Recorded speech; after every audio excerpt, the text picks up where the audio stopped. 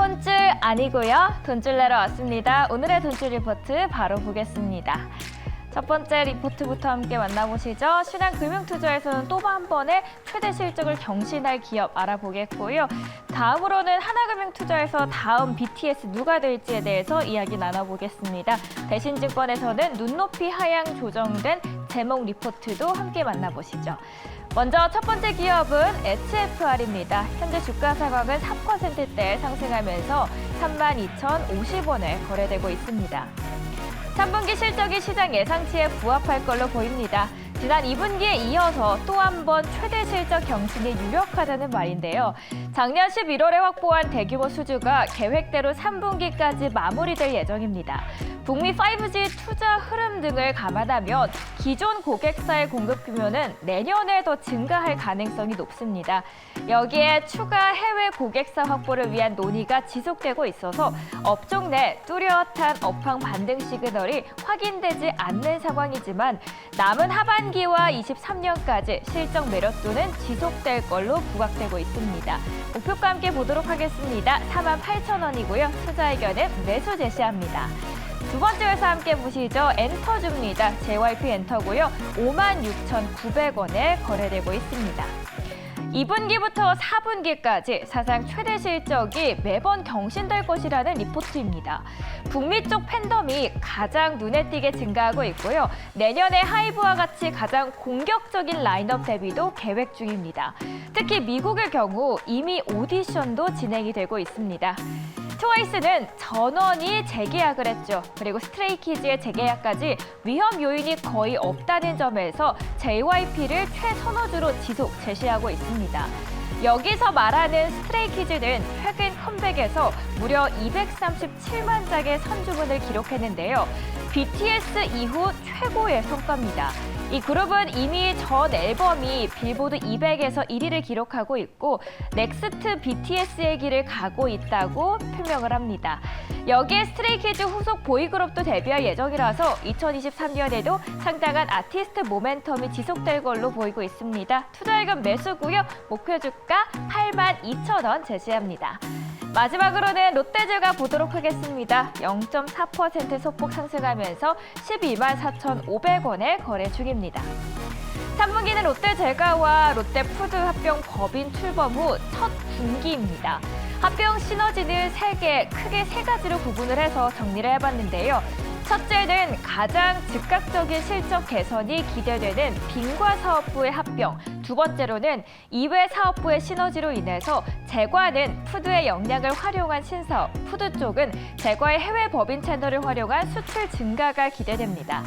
마지막으로는 재무구조 측면에서 보도록 하겠습니다. 사업부의 효율 강화와 또 재무 비율 안정화인데요. 롯데제과는 얼마 전에 국산쌀 소비량을 2년 연속해서 무려 10% 이상 늘리고 있어서 주목을 끌고 있는데 앞으로의 성장성은 더욱더 기대가 되는 종목입니다. 목표 주가 함께 확인하겠습니다. 16만 원 제시하네요. 오늘도 이렇게 세 가지 리포트 알아봤고요. 나머지 두 개는 소장님께서 돈줄 내주세요. 네, 돈줄이 나게 될지 혼줄 나게 될지 오늘도 두 가지 레포트를 엄선해 봤습니다. YG경제연구소 차영주 소장과 함께 할게요. 어서 오세요. 안녕하십니까? 네, 안녕하십니까. 오늘은 저희가 2차 전지 소재에 대해서 생각보다 많이 안 다뤘던 것 같았는데 네, 예. 그중에 하나가 나왔어요. 예. 그래서 한국투자증권의 천보라는 종목을 갖고 와봤습니다. 신공장 양산으로 가치를 증명한다라는 제목인데 일단 이 천보를 포함한 2차 전지 소재주들이 최근에는 LNF 에코프로비엠을 제외하고 약간 그들은 그 사세처럼만 지내고요. 나머지들은 주가가 끊임없이 추락했어요. 네. 왜 그랬을지 다가오는 3분기에 대한 실적 기대가 없었기 때문입니까? 왜 그랬을까요? 글쎄요, 종목과 업종에 따라서 다른 해석이 가능하긴 하겠습니다만 제가 시장에서 지금 제 나름대로 보는 견해는 그렇습니다. 코스피 시장에서 지금 가장 강자는 누구죠? 삼성전자, 하이닉스죠. 그들이 어떤 실적 베이스로 움직인다라기보다는 수급 논리로 움직이죠. 지금 그렇죠. 우리가 반도체를 다루긴 했었습니다만 반도체가 그렇게 특출나게 지금 펀더멘탈이 좋아진 건 아니에요. 에코프로비엠과 에코프로는 또 어떤 역할을 하죠? 코스닥의 또 시총 상위주들이죠. 이들이 현재 지금 움직이는 것들이고 그걸 가지고 반도체가 움직이니까 반도체 소부장이 움직인다? 이것도 별개죠. 그리고 에코프로비엔과 에코프로가 움직이는데 다른 쪽이 움직이는다? 이건 또 별개입니다. 그러니까 결국 지금 시장에서는 양대 지금 코스피와 코스닥의 축을 잡고 있는 그러한 회사들이 움직이고 있다라고 좀 말씀을 드릴 수가 있겠죠. 제가 오늘 첨보가 반가운 것은 그겁니다. 저는 올 초에 첨보를 가끔 언급을 좀 했었는데 첨보가 약 3천억 정도의 매장이 채권을 발행해서 이 돈을 가지고 공장 증설을 시작을 했습니다. 에코프로도 마찬가지고요. 그래서 그 실적이 이제 그 어떤 가이던스가 나올 것인가라고 좀 궁금했던 차에 그 부분을 오늘 첨보가 딱 집어서 리포트가 나왔다. 오늘 이제 리포트가 나온 게 리포트의 절반은 네이버 카카오였고요. 나머지는 우리가 알고 있는 그냥 일반적인 기업들이었는데 그 중에서 첨보가 딱 하나 나온 게 저는 나름 그러니까 어떤 내용이 있는지 이게 긍정이냐 부정이냐에 따라서 도대체 어떤 내용인지를 파악할 수 있게 해줘서 오늘 한번 좀 다뤄보려고 하고 있습니다. 네, 이번 3분기 영업이익은 컨센서스를 13% 하회했습니다. 이게 이제 주요 메인 골자로 예. 나와 있는데요. 실적을 뜯어봤을 때 예상했던 것보다 부진했다. 이거 어떻게 받아들여야 되는지 일단 배경부터 볼까요? 일단 뭐 3분기 추정 매출은 대략 한 800억 정도로 나오고 있고요. 네. 영업이익은 대략 139억 정도 나오고 있습니다. 그래서 한국투자증권에서 추정했던 추정치를 하회하고 있다라고 좀 말씀드릴 수가 있겠습니다.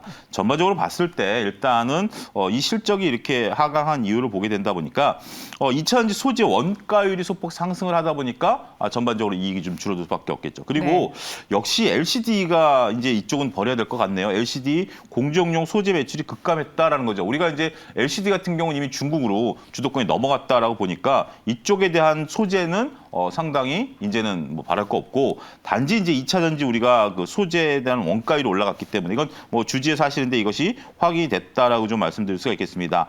전반적으로 그런 부분들이 지금 현재 움직이면서 3분기 실적을 나타냈다. 그러니까 이제 3분기만 놓고 보는 겁니다. 제가 앞서 언급했던 신공장 얘기는 뒤에 나오는 거고요. 3분기만 놓고 본다라면 조금 조심스럽다라는 거죠. 네, 3분기는 예상치보다 낮게 나올 것이다라는 게 주 이야기인데 앞으로를 봤을 때는 신공장은 내가 이야기하지 않았다라고 소장님 말씀하셨잖아요. 실제로 공장을 증설한다라는 건 분명히 이 회사들이 수요 예측을 했을 테고 그렇죠. 우리가 이 공장이 필요하다라는 걸 감안하고 당장은 돈이 들어가지만 네. 나중엔 돈을 벌어다 줄 거 아닙니까? 당연하죠. 예. 여기서는 이 신공장에 대해서 어떻게 바라보고 있는지요? 일단 지금 이번 분기 3분기의 영업이익이 139억, 네. 러프하게 150억으로 계산하겠습니다. 곱하기 4하면 얼마죠? 600억이죠. 그 영업이익이 연간 한 뭐 플러스 마이너스 있다 하더라도 600억 기준으로 우리가 한번 보자고요. 근데 여기서 보면 내년도 영업이익 추정치를 956억으로 보고 있습니다. 대략 한 30% 정도 지금보다 영업이익이 증가할 것으로 보고 있죠. 물론 이것도 추정치 대비해서 8% 하향했습니다만 지금보다는 상황이 나아지네라는 것들을 충분히 인식할 수 있겠죠. 지금 셀 업체들, 그러니까 첨보 같은 경우 이제 다양한 셀 업체들을 납품하고 있는데 첨보가 생산하고 있는 리튬이온과 첨가제에 대한 요구량이 늘어서 생산량을 높였다라는 거죠. 정연 아나운서가 정확히 핵심을 찍으셨죠. 셀 업체들이 야 많이 줘라고 하니까 지금 공장 증설을 했어요. 그 효과가 어떻게 나타날 것인가 보니까 전해질 같은 경우 현재 지금 생산 능력을 50% 증가한다. 그다음에 첨가제 부분에 대해서는 신규 공장이 내년 1분기에 완공되면서 완공된다. 이런 부분들 이렇기 때문에 더군다나 새로운 전해질 신규 공장도 내년 하반기부터 가동된다. 전해질과 신규 이 첨가제 부분에 있어서 다양한 이제 생산량이 증가하고 이를 통해서 원가를 낮출 수 있다라는 겁니다. 여기서는 또 이런 얘기까지 해요. 이렇게 싸게 만들면 고객사에서 좀 싸게 달라고 그러지 않을까라는 것에 대한 우려감도 얘기를 했어요. 그렇게 된다라면 좀 싸게 줄 수 있는 그런 부분이죠. 하지만 매출액 자체가 늘어나게 된다라면 지금보다는 나아질 수 있다는 거죠. 싸게 만드는 건 고객사도 알고 있으니까 이제 어떻게 보면 대기업의 횡포죠. 니네가 싸게 만드니까 좀 싸게 줘라고 하는 게 어떻게 보면 대기업의 횡포인데 그걸 이겨낼 정도의 매출이 가능하다라면 상당히 지금보다는 전반적으로 커질 수 있다라는 측면에 있어서 첨보를 바라보자. 이게 지금 이제 리포트 요지입니다. 여기서 여러분들 두 가지 느끼셔야 돼요. 하나는 첨보의 생산 능력 확대와 원가가 낮아지지만 그러면 역설적으로 대기업들은 단가를 깎으러 들어올 것이다. 이 부분까지 체크가 들어갔다라는 거죠. 그래서 사실 우리가 소재 업체들이 많이 힘들 것 같다라는 생각을 했었잖아요. 네. 왜냐 원가도 오르는데 계속 위에서는 경쟁을 부추기면서 싸게 달라고 하니까 그렇죠. 예. 참 그런 것들이 어려울 것 같습니다. 이 첨보를 봤을 때 오랜만에 첨보의 리포트를 보고 네. 그래도 알 수 있어 좋았다라고 했는데 네. 투자 핵심 아이디어는 뭘 가져가 볼까요? 일단 전체적인 우리가 항상 좋아하는 그럼 부분별로 보자라는 부분들로 한번 보죠. 4페이지에 준비된 표를 보게 된다라면 4페이지 준비된 표를 보게 된다라면 여기 이제 2차 전지 부분과 전기 소재 부분에 있어서 우리가 무엇을 봐야 되는지라는 부분들이 명확히 드러난다라고 좀 말씀드릴 수가 있겠습니다. 자, 역시 제 얼굴에서부터 멀리 떨어진 쪽을 한번 보시면 2019년서부터 2024년까지 장기간 시계열로서 이 추세가 나오고 있습니다. 매출액을 보면 2차 전지, 전자 소재, 기타라고 나와 있는데 전자 소재라 기타 부분은 앞서 얘기한 LCD 부분이라든지 이런 쪽 부분들인데 밑에 일단 전자 소재와 기타를 한눈에 보세요. 별로 변동 사항이 없어요. 그죠? 전자 소재와 기타 부분들을 보면 아무리 잘 봐줄래야 그래도 변동이 없습니다. 중요한 것은 2차 전지가 커져간다라는 거죠. 일단 19년에 500억이었습니다. 그리고 올해 2,400억이었고요. 내후년에는 8천억까지 늘어난다는 거죠. 엄청나게 늘어납니다. 결국 첨보가 우리가 19년도만 하더라도 2차 전지, 전자 소재, 기타 뭐 이런 것들이 2020년까지 하더라도 고만고만했어요. 2차 전지가 특출나기보다는 나머지 이 세 분야가 나눠 먹었던 그런 기업이었는데 이제 첨보는 뭘로 봐야 된다? 2차 전지 소재로 봐야 된다라는 거죠. 개념이 확 바뀌었죠. 그런 부분들이 있었죠.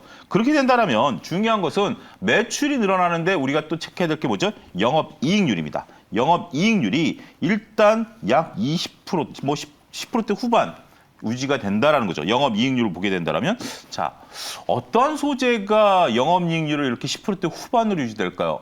저는 지금 첨보 외에는 소재 업체들이 이렇게 높은 영업이익 유지한 걸 아직 보지 못했어요.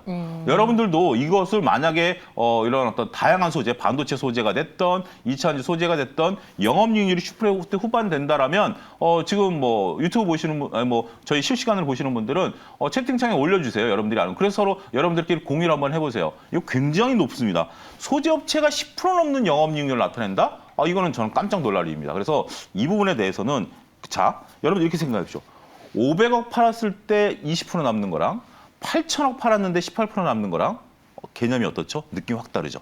그런 부분들을 한번 보셔야 되지 않을까 싶습니다. 네, 사업 보면서 실적이 또 그리고 앞으로 어떻게 변화할 것인가 표를 통해 알아봤습니다. 그럼 이번 리포트를 우리 투자자분들이 좀 참고 지표로 눈여겨봐도 괜찮은 건지 설명해 주시죠. 일단 뭐 주가랑은 상관없죠. 어쨌든 주가 상관이 없다는 주가를 예측하는 것들이 아니라 기업이 앞으로 성장할 수 있다라는 부분. 물론 팩트 체크는 과연 원가율을 어떻게 가져가느냐라는 부분들이겠습니다만 증설 효과를 내년에도 기대해 보자 이렇게 좀 말씀드릴 수가 있겠습니다. 네, 증설 효과를 기대해 보자라고 적어주셨습니다. 이렇게 첫 번째 종목은 첨보를 알아봤고요. 두 번째는 현대제철로 넘어가 보도록 하죠. 대신증권에서 나온 레포트입니다. 눈높이 하향 조정이라는 딱 그 무슨 내용을 말할 건지 짐작이 가는 키워드로 제목이 나왔어요. 3분기 실적에 대해서는 전망치를 눈높이 조금 더 낮춰봐야 됩니까?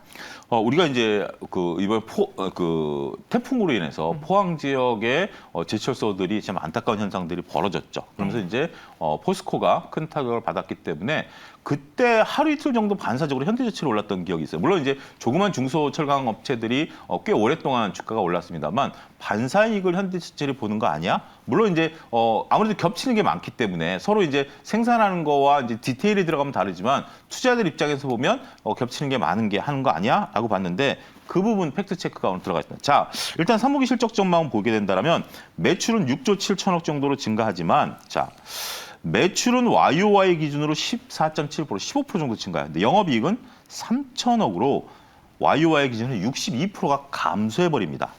비용이 막대하게 있다는 거예요. 자, 지금 매출과 영업이익 사이에는 비용이 있습니다. 이 비용이 커지니까 되는 거죠. 어떤 비용이 커졌냐? 안타깝게도 현대제철도 포항에 제철소가 있고요. 여기도 물에 잠겼어요. 거기에 따른 일단 영업 손실에 대한 부분들 됐을 때 침수 피해로 분기당 약 한 454만 톤이 출하가 안 됐고요. 고정비가 일단 늘어나면서 500억 정도 고정비가 추가적으로 늘어났다라는 거죠. 더군다나 지금 현재 우리가 이제 한때 철강주들이 했던 그런 부분의 스프레드 마진이 크게 하락했다라는 거죠. 그렇기 때문에 전반적으로 이익단에 있어서 이런 것들이 많이 줄어들어서 3분기 실적은 상당히 크지 않을 것이다. 이렇게 좀 말씀드릴 수가 있겠습니다. 네, 이 침수비의 복구는 완료되었는데 앞으로 현대제철에 있어서 중요한 것은 무엇일까를 생각해보면은 일단 이 회사를 둘러싸고 있는 업황이 좋은지 네. 또 실적이 괜찮은지를 봐야 되잖아요. 그렇죠. 악재는 어느 정도 좀 해소가 됐다고 보시는지 여전히 이 경기 침체라는 그 큰 프레임 안에서 현대제철의 악재는 지속될 것으로 보시는지요? 일단은 뭐 침수 피해 같은 경우는 일시적인 요소다라고 봐야 되겠죠. 4분기에도 한 200억 정도로 추가 반영된다라고 하니까 그리고 이 정도 규모면 현대제철의 뭐 운명을 좌우할 정도는 아니니까 일시적인 요소라고 하죠. 핵심은 그거죠. 이게 과연 앞으로 업황이 좋아질 것인가라는 부분들인데 우리가 이제 현대제철이 주로 납품하고 있는 게 이제 칼라광판 같은 경우 어디에 들어가냐면 여러분들 냉장고 세탁기에 들어가는 것이라고 생각하시면 돼요. 그런 것들. 근데 이제 가전에 대한 수요가 들죠. 그리고 현대제철이 가장 또 많이 납품하는 게 어디죠? 현대기아차죠. 결국 자동차 판매량과도 또 연계돼 있는 부분들이 분명 존재한다라는 겁니다. 이런 부분들을 보면 조금 전반적으로 수요가 늘어날 것이냐라는 질문에 대해서는 어느 누구도 현재 명쾌히 대답하기 어렵다라는 거죠. 물론 이제 현대제철 같은 경우 H빔이라든지 이런 것들을 만드는데 이거는 또 어디에 들어가죠? 건설에 들어가죠. 여러분들 오피스텔 같은 거 지을 때 H자로 해서 철근 올리는 게 아니라 이렇게 올리는 거 있잖아요. 그런 부분들을 하는 거가 현대제철이 주로 하거든요. 그렇기 때문에 현대제철이 지금 주력으로 하고 있는 업종들 이런 쪽들이 그러니까 왜 그러냐면 포항제철과 현대제철이 다른 게 포항제철은 주로 이제 철광석을 가져다가 이걸 통해서 고급 철을 만드는데 현대제철 같은 경우는 주로 이제 고철을 녹여가지고 이걸 가지고 물건을 만드는데 이쪽 사업들이 좀 불투명성이 많아요. 그러니까 어떻게 경기를 좀 많이 탄다라고 봐야 되겠죠. 불투명성이라는 것은 그 부분 우리가 감안해야 되지 않을까 싶습니다. 네. 그럼 현대제철에 대한 투자 아이디어는 어떻게 가져가야 될까요? 여기 보면 어려운 단기 시황은 충분히 반영했다라고 하는데 그래도 두렵습니다. 제가 실제로 실적 추정이 어떻게 변화하는지 이 전반적인 핵심 포인트를 봐야 될 것 같아요. 여기에 이제 이렇게 나와 있어요. 맨 마지막 줄에 현재 PBR은 0.2배로 역사적 저점 수준 때문에 우려가 충분히 반영돼 있다라는 겁니다. 물론 여기엔 동의를 합니다. 근데 PBR 이런 것들이 이제 우려감이 반영된 거와 미래에 대한 전망은 다른 얘기죠. 미래에 대한 전망이 있어야 되고 여기서 여러분들 보면 깜짝 놀랄 겁니다. PBR 요즘 뭐 0.8배, 0.6배 됐으니까 사라. 현대제철 같은 경우 0.2배까지 내려올 동안 그런 얘기 계속 하셨을 거고요. 그렇지만 주가는 여전히 0.1배까지도 빠질 수 있는 겁니다, 여러분. 0.67배에서 이게 지지가 되는 게 아니라 PBR이라는 것은 얼마든지 빠질 수 있다라는 점도 이참에 우리가 한번 한번 고민해봐야 될 문제가 아니겠는가 싶습니다. 투자 아이디어로는요? 전반적으로 봤을 때는 조금 아직까지 조심스럽다라고 말씀드릴 수가 있겠습니다. 네, 알겠습니다. 이번 리포트에 대해서 좀 조심스럽게 믿어봐도 괜찮은지 어떻게 할까요? 일단 팩트 체크가 돼 있다라기 때문에 부분에 대해서는 리포트는 잘 작성돼 있다. 믿어보자 이렇게 말씀드릴 수 있겠습니다. 네, 저희 시청자분들도요, 지금 같이 현대제철에 대해서 분석하고 네. 이야기를 나누고 계세요. 일단 이 원자재가 그리고 인플레이션 전반적인 업황 이런 것들도 다 챙겨보시면서 이번 대신증권의 리포트 참고해 보시길 바라겠습니다. 오늘 YG경제연구소 차윤수 수장과 함께 두 가지 종목 알아봤고 여기서 인사드릴게요. 고맙습니다. 감사합니다.